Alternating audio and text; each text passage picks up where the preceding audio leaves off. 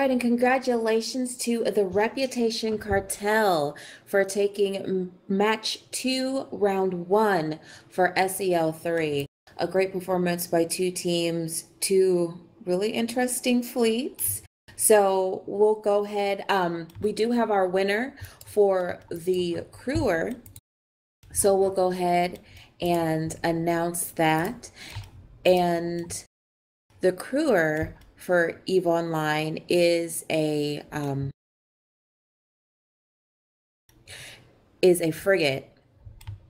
Yeah, it's one of those So fancy Blood Raider frigates. So it gets like yeah, a webbing bonus. It's like a mini Balgorn, but really, really Yeah, big. it's pretty cool.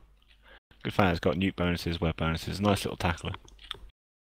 A really yeah, good it's tournament ship, mind you.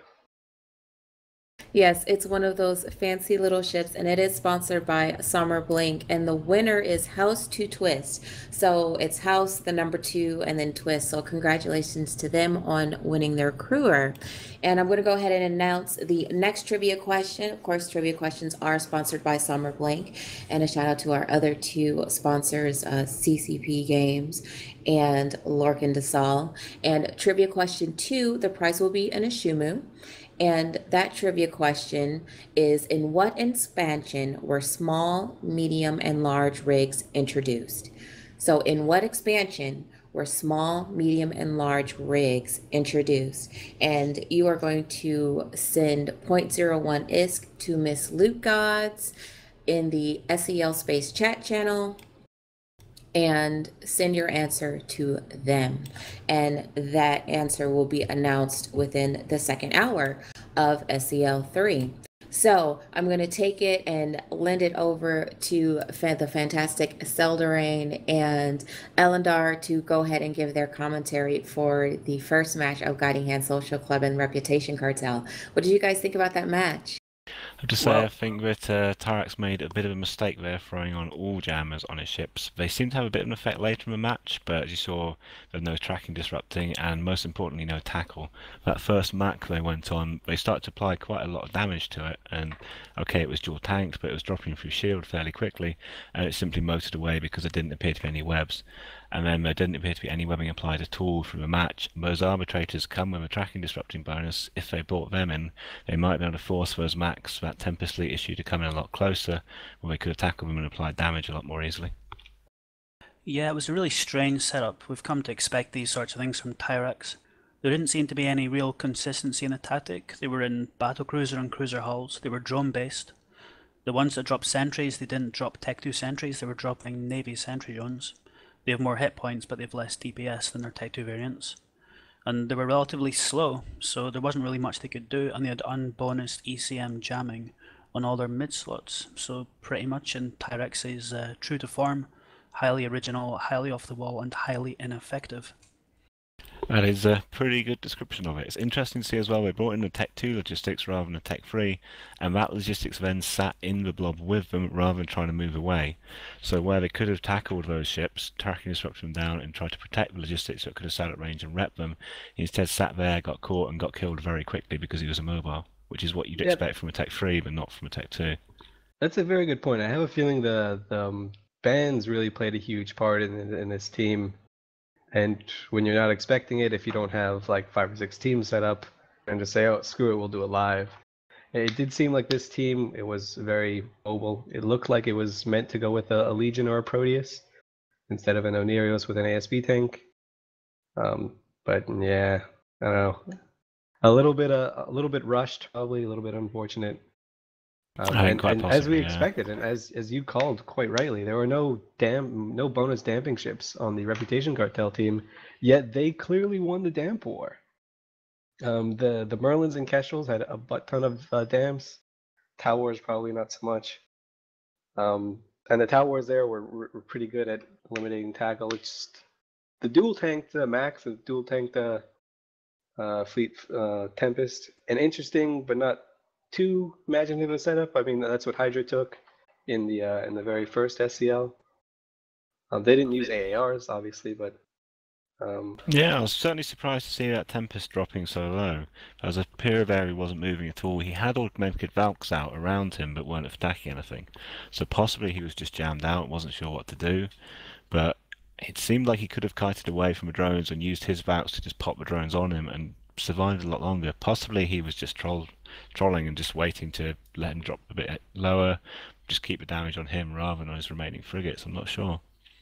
Yeah, well, looking at the way he was flying the ship there, I just honestly think he could not be bothered activating any of his modules because they knew they had it in the bag there. It's entirely possible. We've also got the bans through for next match as well. We do. Warlords of the Deep have banned the Tengu and the Loki, and Pandemic Belus have banned the Mollusk and the Carries. I think that's very interesting. I think we might see the same setup again from PL. Yeah, it seems to me they banned the Mollusk the first time and they brought Kerries, so the next step in that sort of line of thought is ban both of them. I wonder if we'll see some Lachesis now. It's either they're really confident that setup can win without those bonus championships there, or they're doing it to make them Warlords think that that's what we're running, and they're going to run something completely different. Yeah, the banning meta, and when you have two very, very strong teams, the banning meta changes a little bit. It's not necessarily what you don't want to see. It's kind of forcing the other team into overthinking things, which is quite dangerous in an SCL sort of thing. So the lower tier teams generally ban the ships they don't want to see. Higher tier teams ban ships they want to see, and also maybe have this little monkey wrench in there where they can ban to try and make the other team second guess themselves. Shadow's quite good at adapting, so I have a feeling it's going to be something like a Gal Rush. I don't think it's going to be the same team again from PL. I think it's going to be something close range, something that if they bring that Minotaur Rush again from Warlords, should be able to beat it quite quickly up close.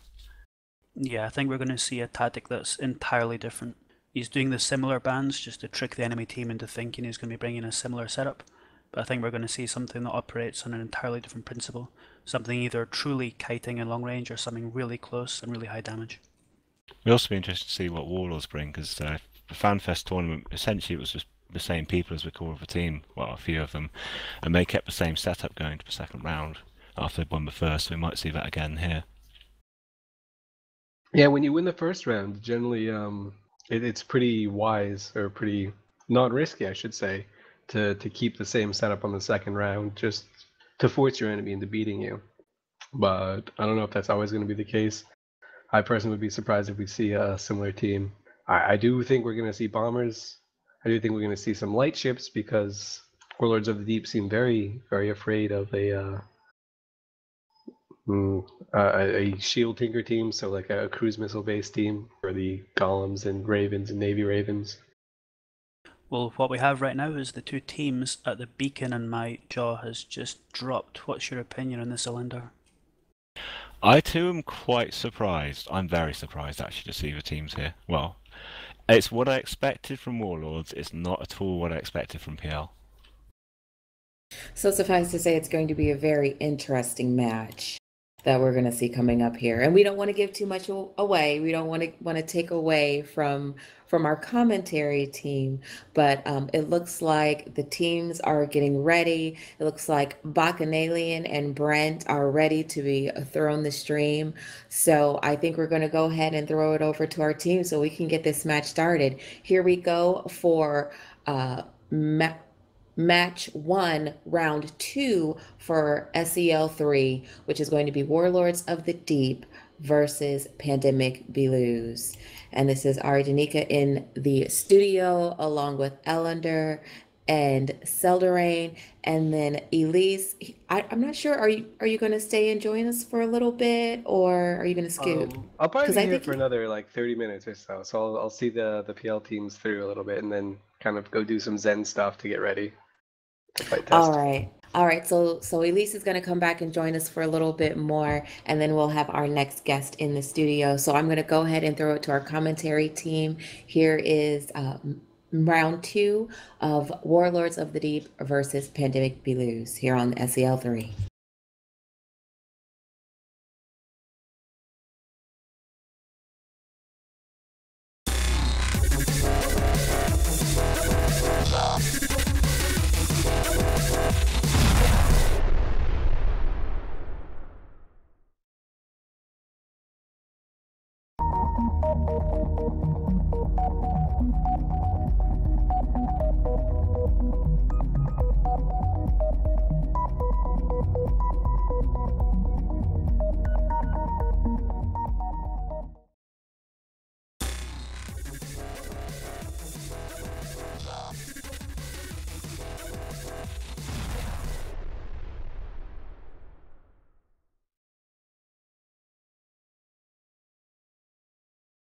the Warlords of the Deep team against Pandemic B lose